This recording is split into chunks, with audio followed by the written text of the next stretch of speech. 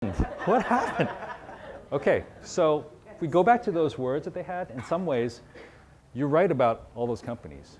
They could have easily used those words too. So what's the point? If my brand values are just like any number of corporate brand values, I haven't been simple, unique, or relevant. Definitely not unique, right?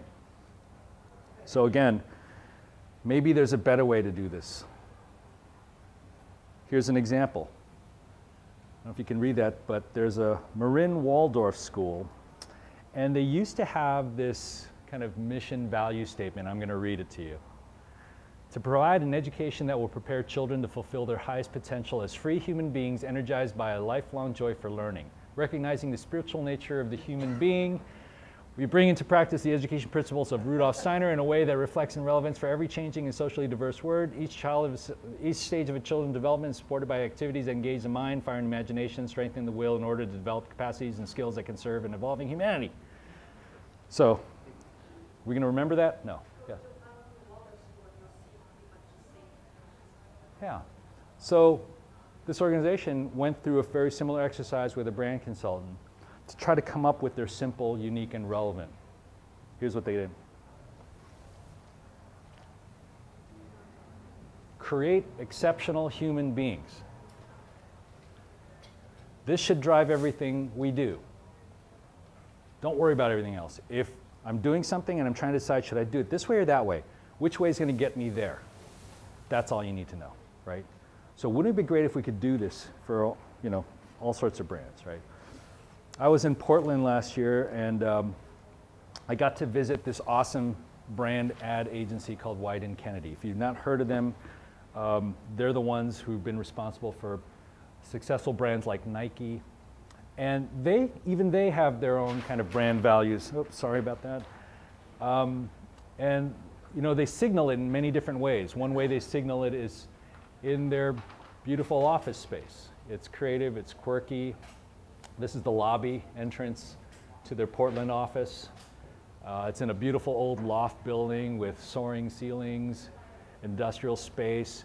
In the center, in the hub, is this core gathering area where, you know, people can kind of relax, or they can host events for all their staff employees, like concerts and parties. But they believe in a couple things, and then they signal it. One of the things they talk about is this. Down here in the corner, if you can't read it, I'll read it for you. It says, walk in stupid every morning. What are they saying? They're saying, don't assume you know everything. Be curious, you know, because while you were asleep last night, the world actually changed a little bit, right? It might be a big change, it might be a small change. Don't assume everything was the same as it was yesterday. Find out what's going on before you speak. They give their employees not only permission to take chances, but make mistakes and simply fail harder. That's the slogan. So this is on one of their walls. Fail harder. I'm going to take a closer look. Take a closer look. These are 119,000 plastic push pins that their interns put up one night. Fail harder, right? This is another slogan they believe in. The work comes first. So what's going on here?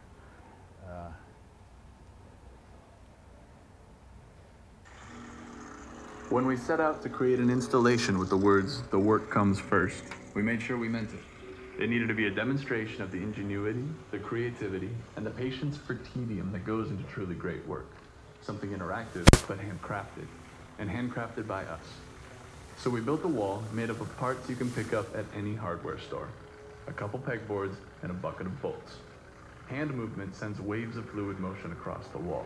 Each bolt represents a physical pixel that pops in and out of the pegboard, creating a chorus of thuds. The work comes first is the result of countless iterations, thousands of hand-assembled components, and the collaboration of a multidisciplinary team. So, you know, this is cool wall, you get in front of you, go, and it just goes, you know, it's really crazy. So they demonstrate their beliefs and they signal it when people walk in. You know, for them, it's simple, unique, and irrelevant. So let's talk about how other companies do that. So, familiar with this little brand? It's an amusement park, right? But not really. You know, it has hotels, rides, characters, movies, but what makes it special? They built an experience that can connect emotionally, right? So here's an example. Last year when my daughter was, 2 years ago, a year and a half ago, daughter turned 4. We took her there for the very first time. We landed in LA that night, went right across the street to the park, and this is her when she saw the castle for the first time. And then a few seconds later, the fireworks started going off, and then our heads exploded. It was like, oh my God, right? So what is their brand promise? Disney promises magic, right? It's not saying we promise best rides and colorful characters. We promise magic. That's like a very emotional way to look at things, right? Okay, about this brand, right? We all know these guys. The shoe company, right? So what's their position? So originally, their position was elite equipment for elite athletes, right? There's Michael, 1984, Air Jordan, his airness. And they really kind of rallied behind these star elite athletes and making equipment geared to them. And their advertising and their positioning and their brand signals were all focused there. But then at some point, in 1988, they realized this was kind of a narrow focus, right? I'm not an elite athlete. Why would I buy Nike? So they refined their position, basically said, if you have a body, you're an athlete. Just do it, right? So they shifted this position.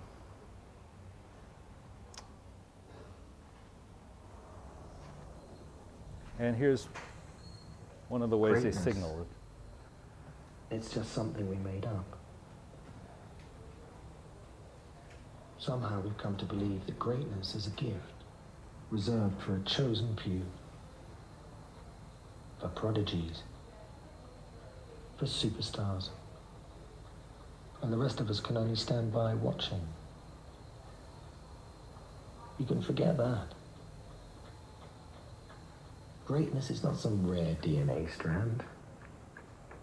It's not some precious thing. Greatness is no more unique to us than breathing. We're all capable of it. All of us.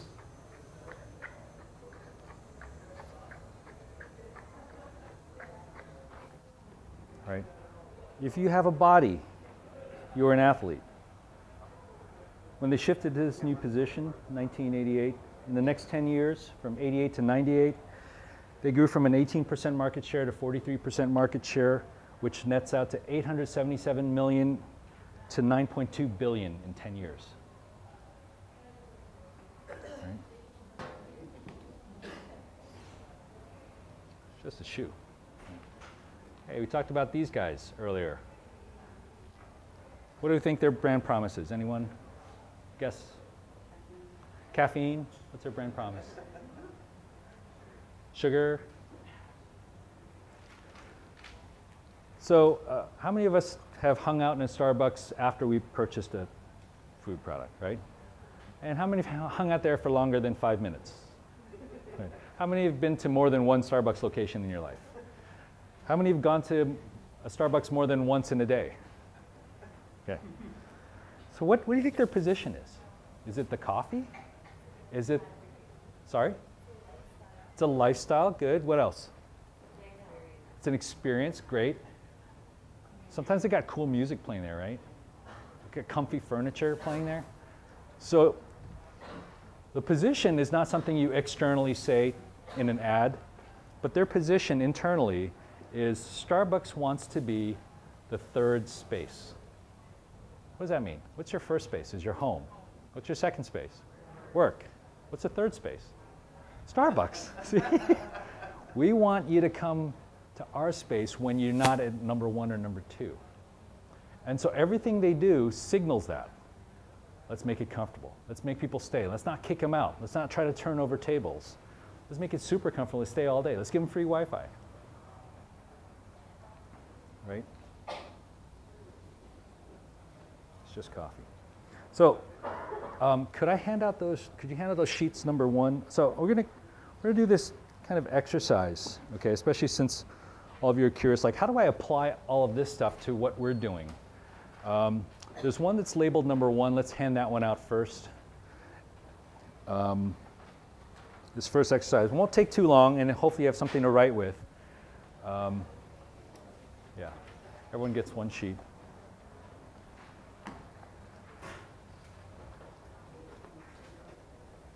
Yep. Yes, that one. That one. Yes, that one. Perfect.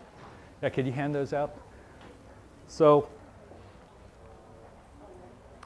here's what I want you to start thinking about while we're going to hand these sheets out to you, and you can kind of write them down.